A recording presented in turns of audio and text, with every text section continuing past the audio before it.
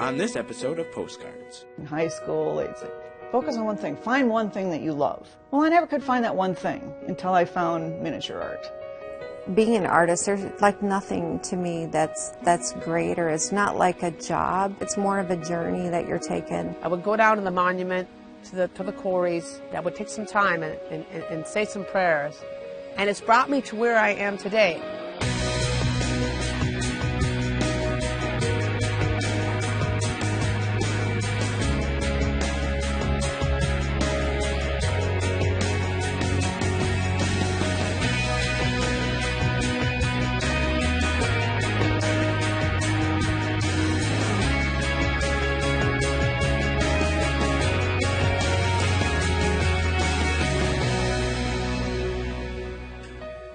This program on Pioneer Public Television is funded by the Minnesota Arts and Cultural Heritage Fund with money from the vote of the people of Minnesota on November 4th, 2008.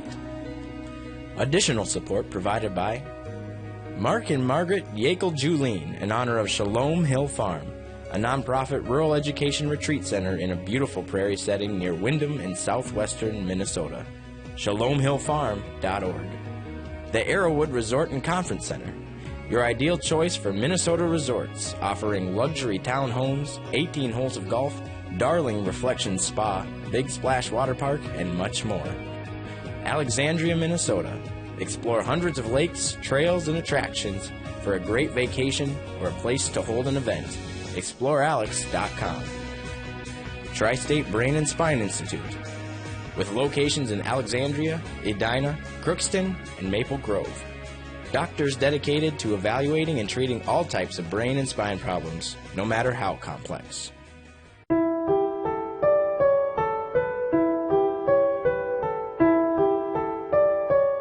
Miniature art. Miniature art is an age-old art.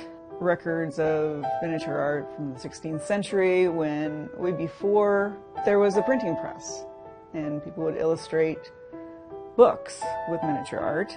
And then from there on, there was commissions of portraits, again, before photography. And people would wear the portraits of their loved ones or their favorite scene or home in a locket or on a brooch. It's kind of history. Now it's evolved into a whole venue of miniature art shows. There are miniature art societies around the world. The oldest one started in, I believe, 1896 in London. And then the second oldest one in the world is in Washington, D.C.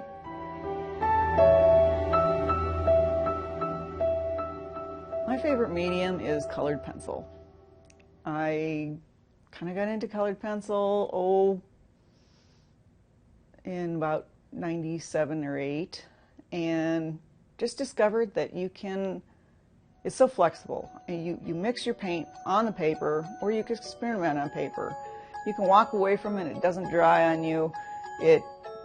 There's just so many possibilities. You can get extreme detail with it, or not, but detail's my thing, so I like the fact that you can get a lot of detail with colored pencil, and you can get really vibrant colors. I also do play around with other mediums. Acrylic is what I use on the ostrich eggshell. I do work on antique piano keys too, since some of the miniature art shows have a special category for prizes for painting on ivory or now man-made ivory. But you are still allowed to paint on ivory if it's an antique. Like, an old piano key is perfect. Obviously, you can't go out and get new ivory, and we wouldn't want to. So, there's a few reasons why I like to paint miniatures. I might get bored with a large painting and then put it aside and leave it forever or for years, because I just get bored with it. However, saying that, there have been studies in the art societies in the miniature art societies saying that on average, per square inch, genuine miniatures take 9 times longer per square inch. But still, if you do a painting that's 1 square inch, you can do more paintings. So I have so many subjects, so many photos, so many things I want to paint. You know the old saying, so many books, so little time? Well, I have so many reference photos, so little time to paint them, and if I did larger paintings, I wouldn't even make a dent in all the things I want to paint. The other reason I think I like miniature art is because it just takes up less room. I mean, if you want to throw some things in a bag and go and paint, you can do it on your lap. You don't have to have a whole bunch of stuff to set up. So that's kind of fun too. And I have a small table. I generally have 3 paintings going at once on that one table. So skip from one to the next, again, get bored with one, go to the next, come back to the other one, and when they get done, they get done. But concentrating on one big thing that takes up your whole room wouldn't work for me.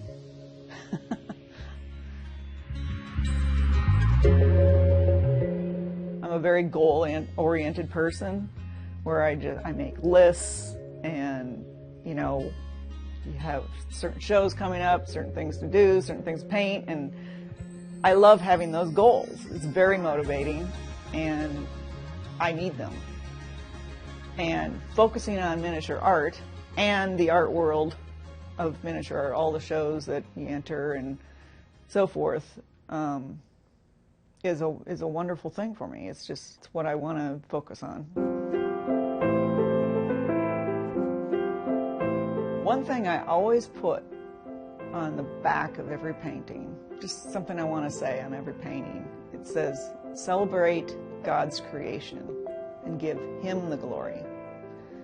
Because really, I'm just copying what He created. I do want to give Him the glory because really when you look around, He's created so many beautiful things. And I want to pick out some of those little things in creation that maybe sometimes people don't notice.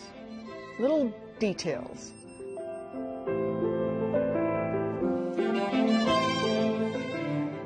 I think growing up in Worthington has influenced my art because of nature. Just, you know, I can't imagine growing up in a city. In fact, probably if I grew up in a city, I might be painting urban scenes. I think people kind of gravitate to what they grew up with. My family always went on lots of vacations. We would see lots of different types of scenery, go camping, and so we'd be out in nature, and you know, you'd notice the different plants and flowers and birds and animals. I think that's why I gravitate toward painting that sort of thing, not man-made structures.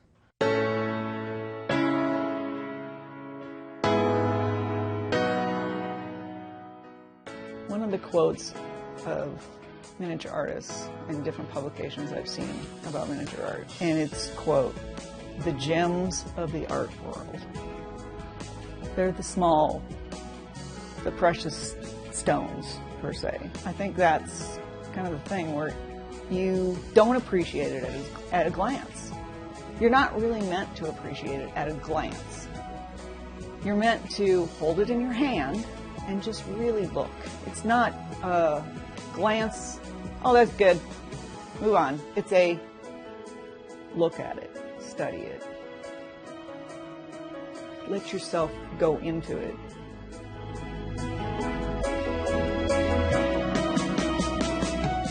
My art, for me, in the past, has been not focused. And, you know, when I took lessons and so forth in high school, they'd say, focus on one thing. Find one thing that you love. Well, I never could find that one thing until I found miniature art. And once I found miniature art, I'm like, yeah, this is my thing. This is what I want to do. Having that focus makes all the difference.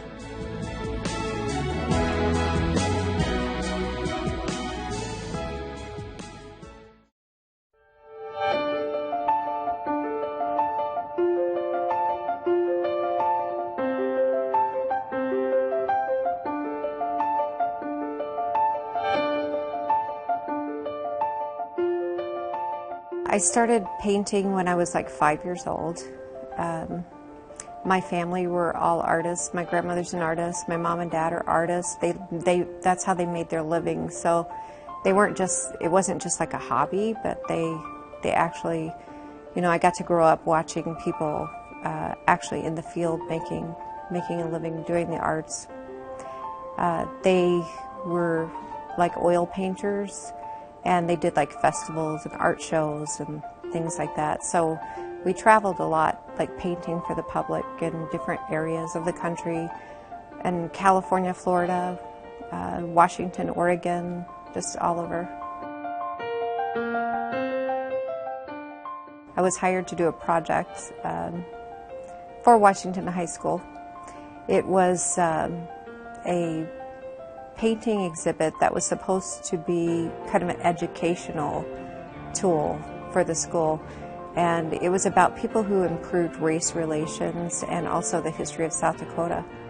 And I was hired and came here for like 3 months. My kids loved the place. They just absolutely loved everyone in Pipestone and the schools and stuff. And I said, well, let's see if we can make it work. And here we are, like 12 years later, still here.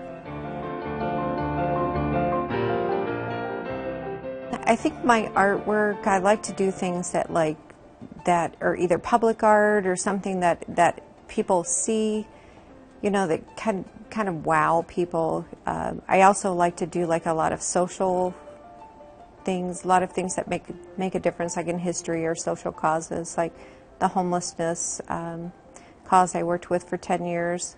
I actually still work with them occasionally, like once a year I work with them, trying to get them either murals, banners, or more portraits. The National Coalition for the Homeless was an exhibit that it took several years to create. We had to travel around to each city, and the National Coalition for the Homeless actually kind of hooked me up with, you know, where to go and who to talk with, and I worked through different organizations, but they took me out on the streets in different cities, and I interviewed and got to know like some of the people who were experiencing homelessness at the time. We kind of sought out to change that image so that people knew that like homeless people were just like you and me, you know, and that anyone could end up on the streets.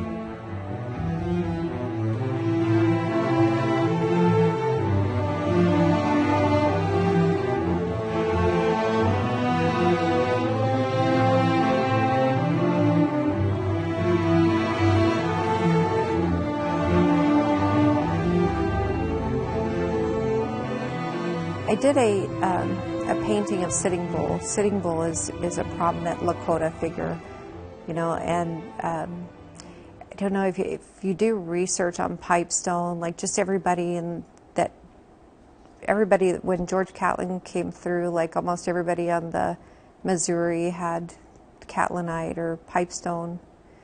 The pipe stems that are on the side of the painting are all petroglyphs that were found from different offerings that were around the Three Maidens.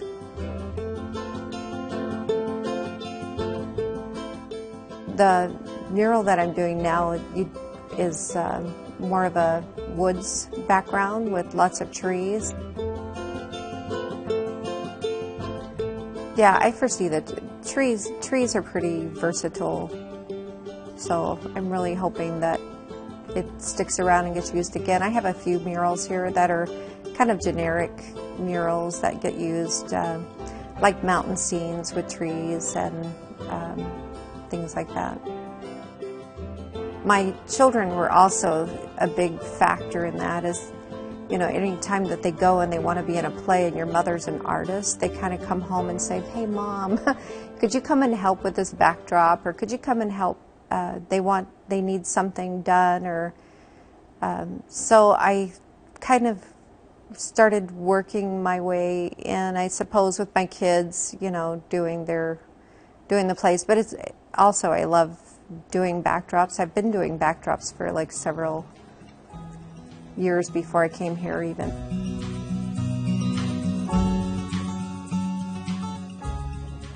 It's very exciting to be able to bring arts to a community that doesn't have a lot of arts. There are a lot of artists here.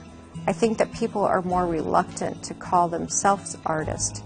I think you almost have to be kind of a little more bold, or you've had to make a living, or, you know, but I see people all around me here in this community that I would consider artists. But, you know, they say, oh, I do this as a hobby, or it's, you know, it's a craft, or, you know, so I think people are reluctant to call themselves artists, but I think that you find that there's more and more people that come out of the woodworks, and it's just fun to just get everybody together and share and work with other creative people. At the Calumet Hotel, I have 2 walls and murals there, and they are kind of around the history of Pipestone. We have Leaping Rock on one of them, and you see like a young man leaping from the rock, and that's a place in Pipestone. You know, when you walk around the trail, Leaping Rock is out there. Young men used to come and like jump that and try to like prove how brave they were, you know, and leave an arrow over on top of Leaping Rock to show their bravery. And that's on the mural. And then there's also Winnewissa Falls that's on the mural. And that there's like many legends about Winnewissa Falls. You know, one of them is like where the Great Spirit's mouth opened and water poured forth through the thing. So, you know, in even some Native American legends, actually the Great Spirit just like stood right there where that waterfall is.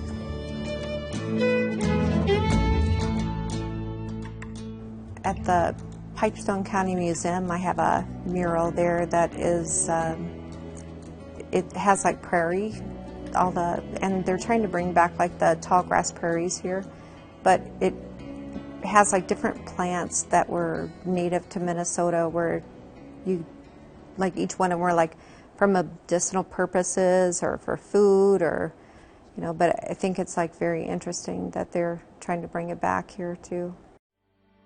If you're around Pipestone, you should check those out.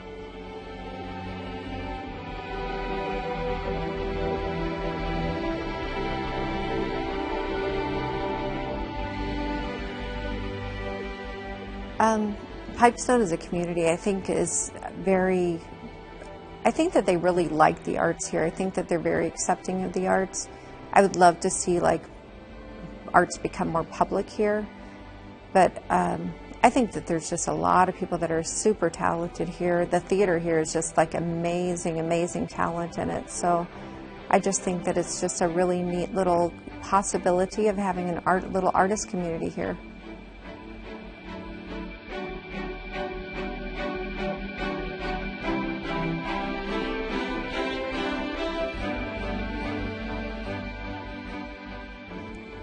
I would say it's being an artist. There's like nothing to me that's greater. It's not like a job in a way. It's more of a journey that you're taking.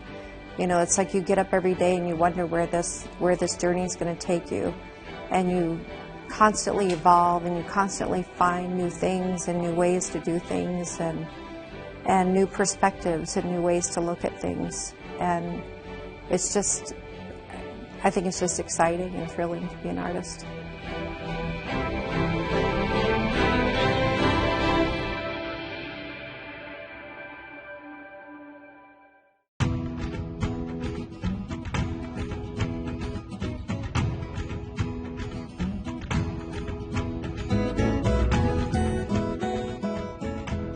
I've always felt really connected to my Native American history, culture. And I'm a mixed blood, and I have lots of other cultures too, but that always just really felt right to me. You know, I've followed my Native traditions and ways for many, many years. And I just really connected with that, and with the art stuff. It just, you know, it just felt right, and so that's just where I've gone.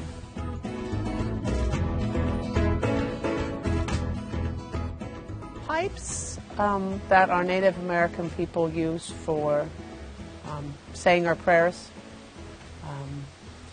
They are very important to our tribal culture. Many tribes use pipes to say their prayers, kind of like Christians use a rosary or they refer to their Bibles. You know, tribal people, they use their pipes as that focal point to help them with their prayers. Pipes can also be artistic. You know, there were pipes back in the time of the mound building people that were really elaborate and extravagant and just really beautiful. And so I like to do some of the, you know, simpler stuff, and I like to do some of the fancier, more elaborate stuff that and both keep with traditions. I like the effigy pipes. I really like doing different angles with, instead of just a straight angle, I like the curve, you know, doing some curves with the bottoms of my pipes. I like putting animals on it, or flowers, or, you know, other things that are significant to whoever is going to use that pipe.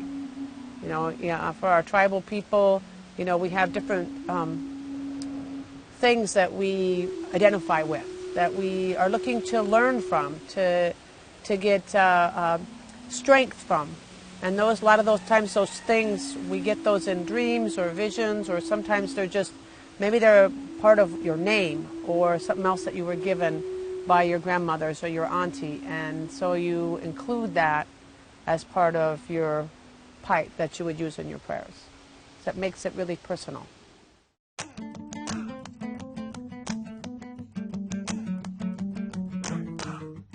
When I'm going to carve a pipe, one of the first things I do is I look at the stone. The stone, I think the stone talks to you. I mean, you look at the stone, you spend some time with the stone, you know what the stone wants to be. It may sound kind of silly, but as an artist, I guess I have a right to be a little silly.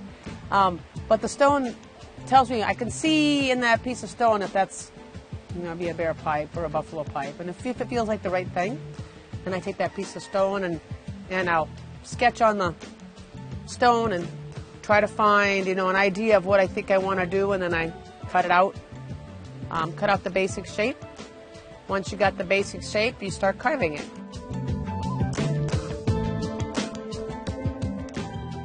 Well, you know, I was taught that the stem of the pipe is really the most personal part of the pipe. And although a lot of the bowls were made and they were passed on generation after generation, my husband has his grandpa's pipe.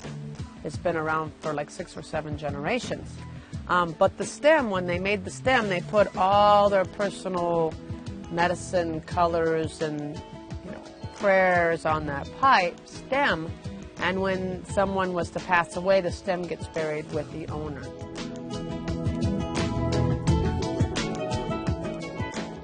I do some beadwork. Most of my beadwork I do for personal stuff. You know, for our regalia, for my husband's regalia. And then I make my daughter and mine's regalia, jingle dresses, fancy shawl dresses. You know, years ago I made some grass dance and some traditional outfits because my boys were little then. So I made their outfits. And I like to do lots of different kinds of art. The beadwork I do for sale, I put some beadwork occasionally on stems when requested to do so. I'll put a little beadwork on bags for pipes, sometimes for medicine bags. And I do a lot of other art. I like to decorate cakes. I like to draw, paint. You know, as an artist, I like to just experiment with lots of things. I've made baskets and lots of other things. I think it gives me a better appreciation of other art as well. You know, my husband carves pipes, and he's been doing it almost as long as I have. He didn't come around pipestone until he was a little older, so he didn't start when he was a teenager. But, you know, he's kind of a pipe mechanic. He doesn't get into real fine or intricate stuff. He just makes the simpler stuff. And sometimes we'll work on things together. We've made some hatchet pipes together, and we make some turtle disc pipes together. He does these wedding pipes that are made like a turtle. and those a lot of times we'll work together on those. He'll start them, and then I'll do some of the detail work on them. It works really well together. They don't have to spend so much time sawing something out. He does some of the mechanical work, and then I work on some of the finished work. So we kind of work together. It's kind of fun.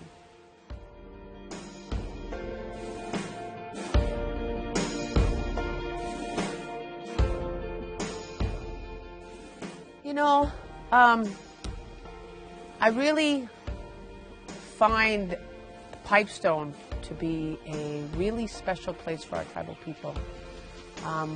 When I was younger, I went to junior high and high school here, Pipestone. And then I moved away because, you know, I wanted to see the world and I didn't want to stay in a small town anymore. And I lived out in Oregon, and I lived in Washington, lived in Alaska, and, you know, moved around. And I found my way back to Pipestone, and I was having some real trials and tribulations and trying to figure out where I was going in my life and what decisions to make.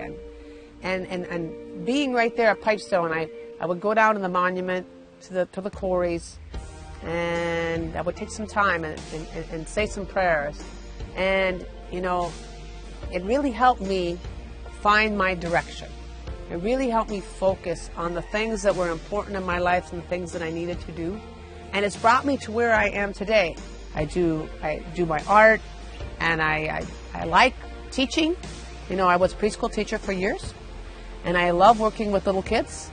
And now I go in and do presentations, and we do art projects together, and, you know, I really enjoy my job. And what more can you ask for?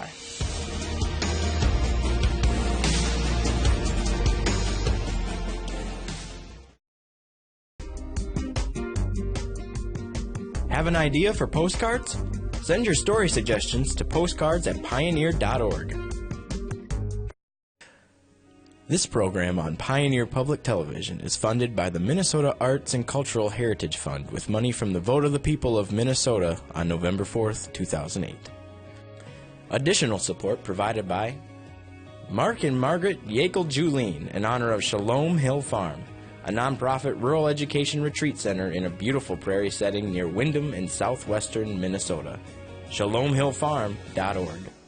The Arrowwood Resort and Conference Center, your ideal choice for Minnesota resorts, offering luxury townhomes, 18 holes of golf, Darling Reflections Spa, Big Splash Water Park, and much more. Alexandria, Minnesota. Explore hundreds of lakes, trails, and attractions for a great vacation or a place to hold an event. ExploreAlex.com. Tri-State Brain and Spine Institute, with locations in Alexandria, Edina, Crookston, and Maple Grove. Doctors dedicated to evaluating and treating all types of brain and spine problems, no matter how complex.